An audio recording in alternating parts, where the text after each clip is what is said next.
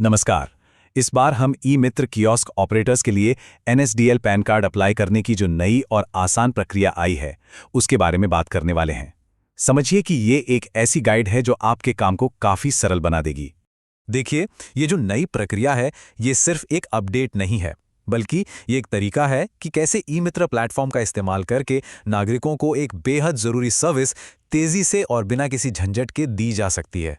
Section 1, एक नया digital pen. इस पूरी प्रक्रिया की जान है ई मित्र पोर्टल पर मिलने वाली राज पे सर्विस। ये पूरी तरह से पेपरलेस है, मतलब अब कोई डॉक्यूमेंट अपलोड करने का झंझट ही खत्म।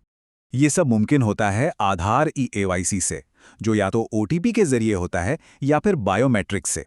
और हाँ, सिर्फ डिजिटल कार्ड ही नहीं बल्कि एक फिजिकल कार्ड भी 5 से 7 दिनों में आवेदक के आधार वाले पते पर पहुंच जाएगा। Section 2, pre application checklist. ठीक है, तो एप्लीकेशन शुरू करने से पहले कुछ बहुत ही जरूरी बातें हैं जिन्हें हमें चेक करना होगा ताकि प्रोसेस एकदम स्मूथ रहे।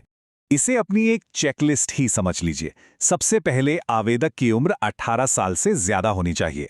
दूसरा, जो भी जानकारी डाली जा रही है वो आधार कार्ड से हूबहू मिलनी चाहिए। तीसरा, एक चालू ईमेल आईडी तो चाहिए ही। और हाँ, एक बहुत जरूरी बात, अपने ब्राउजर में पॉपअप्स को अलाउ करना मत भूलिएगा, वरना प्रोसेस बीच में ही अटक सकता है। बस इन चीजों का ध्यान रखने से एप्लीकेशन रिजेक्ट होने की गुंजाइश खत्म हो जाती है। सेक्शन 3, एप्लीकेशन की शुरुआत। चलिए अब सीधे काम पर आते हैं और देखते हैं कि एसएसओ पोर्टल से इस प्रक्रिया को शुरू कैसे करना है। तो पहला स्टेप तो बहुत ही जाना पहचाना है। बस अपनी ई मित्र आईडी का इस्तेमाल करके राजस्थान सिंगल साइन ऑन यानी एसएसओ पोर्टल पर लॉगिन करना है। एक बार लॉगिन हो जाए तो अवेल यूटिलिटी सर्विस में जाकर सर्च बार में बस राज पे टाइप करना है। एनएसडीएल पैन सर्विस सामने आ जाएगी। यहां पर आवेदक की कुछ बेसिक जानकारी जैसे नाम, मोबाइल नंबर और ईमेल डालनी होगी। और हाँ, सहमति वाले बॉक्स को टिक करके सबमिट पर क्लिक कर देना है। सेक्शन 4, आवेदक का विवरण। अब हम एप्लीकेशन के सबसे अहम हिस्से पर आ गए हैं। यहां पर भरी जाने वाली हर जानकारी बिल्कुल आवेदक के आधार कार्ड के हिसाब से ही होनी चाहिए।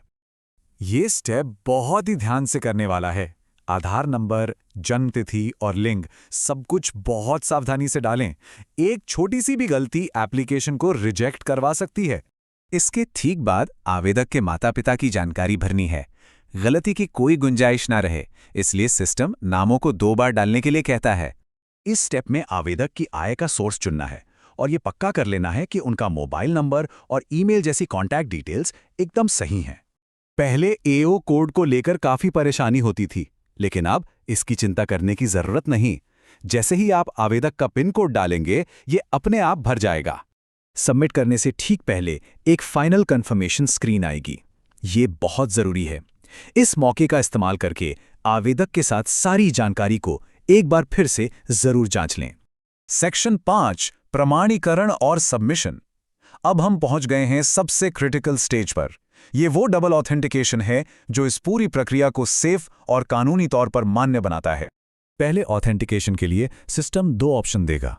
कौन सा चुनना है ये इस बात पर निर्भर करेगा कि आवेदक का मोबाइल नंबर उनके आधार से जुड़ा हुआ है या नहीं।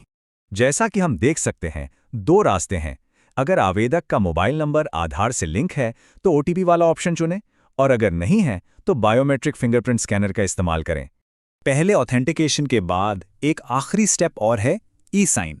ये भी आधार के जरिए ही होता है और ये एप्लीकेशन पर डिजिटल तरीके से साइन करने जैसा है।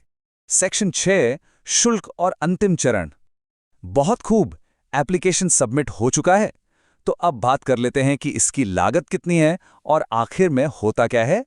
इस सर्विस के लिए नागरिक को कुल 107 रुपए का भुगतान करना होता है। इसमें डिजिटल और फिजिकल दोनों पैन कार्ड शामिल हैं।